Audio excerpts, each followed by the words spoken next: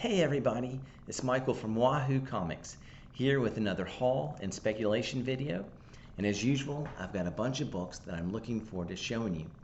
And so the first group of books comes from a seller that I met online who had inherited a really nice Bronze and Copper Age collection from her stepfather and was looking to sell her books to help care for her mother.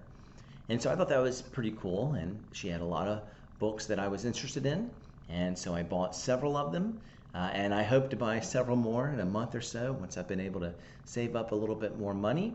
And I'm not going to show you all the books that I picked up, but the main ones that I am most excited about.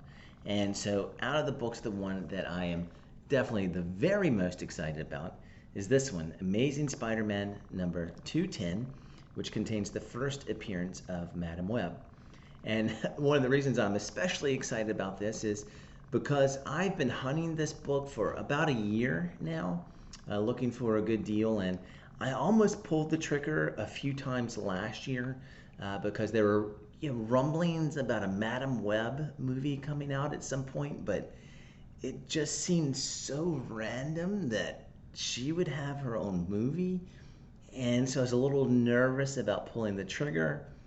Well, then a few months ago, there was more news about Dakota Johnson being cast in that role. And so the book jumped in price. And so I missed the early window on this book, but I was still able to find a really good deal. Maybe not quite as good as I would have gotten a year ago, but still a good deal on this book. And I think it's one that will still probably continue to rise in value as more information about the movie comes out.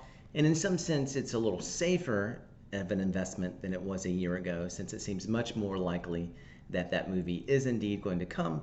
And at first I was like real skeptical about a Madam Web movie, but the more I think about it, the more I realize, if Sony wants to develop some multiverse storyline like they've been doing in the MCU, then she is a natural fit for that. And so I hope that movie comes out. And I think it might be, if I were speculating, there's a good chance Julia Carpenter, the second Madam Web, becomes the Madam Web of the movie because she's much younger than this grandmotherly type figure. And so I think she's a good character to consider investing in as well. But of course, this is still the first appearance of Madam Web. It's got this real cool Madam Web cover. I mean, probably her best cover. And as you know, I'm trying to put together a full run of Amazing Spider-Man. And so happy to have this really nice Bronze Age key in my collection. And the next book normally would have been the one that I'm most excited about. And if I were making this video just 2 months ago, I would have pointed this out as the big one. But if you've been paying attention to my videos, you know I already got a copy about a month ago.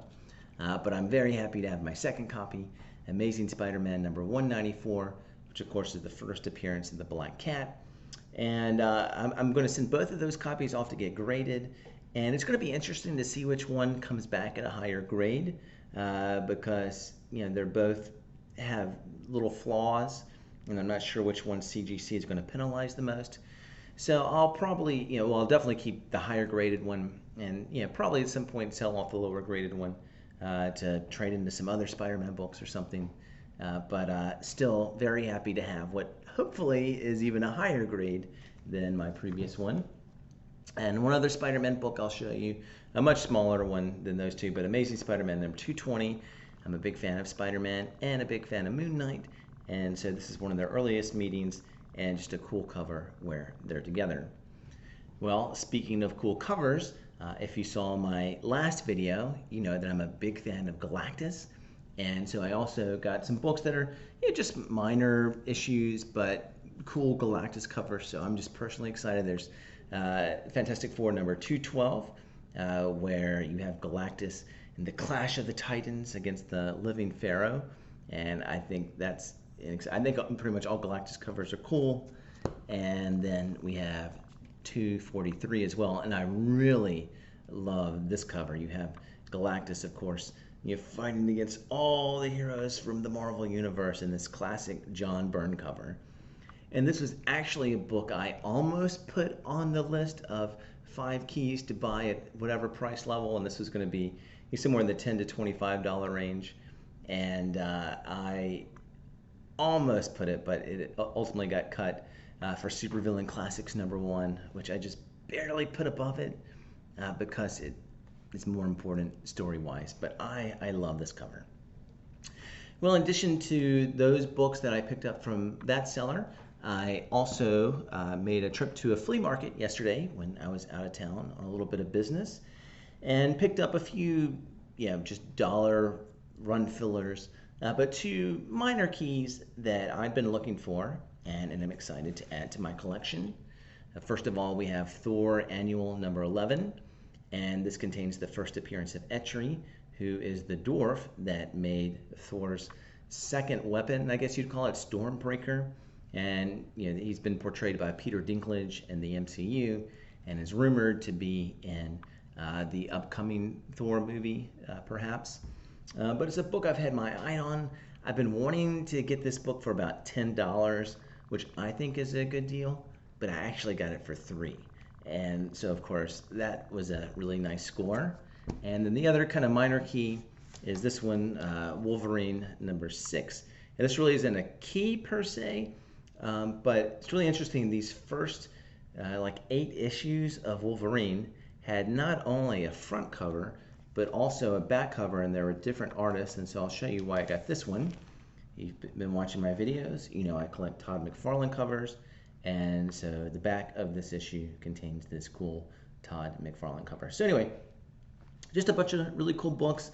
Nothing super crazy at the flea market, but just getting some good deals and filling some runs, which I always like to do. All right, well, kind of a small little video today, a quick little haul. I hope you liked it.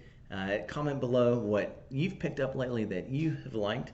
And of course, if you haven't subscribed to this channel, it would help me a lot if you consider doing so, as we are past the 250 mark, on the way to 300, and hopefully you will be a part of getting us there. Like the video, tell me anything else about comics that you're interested in, and hope you enjoyed it, and I look forward to the next one.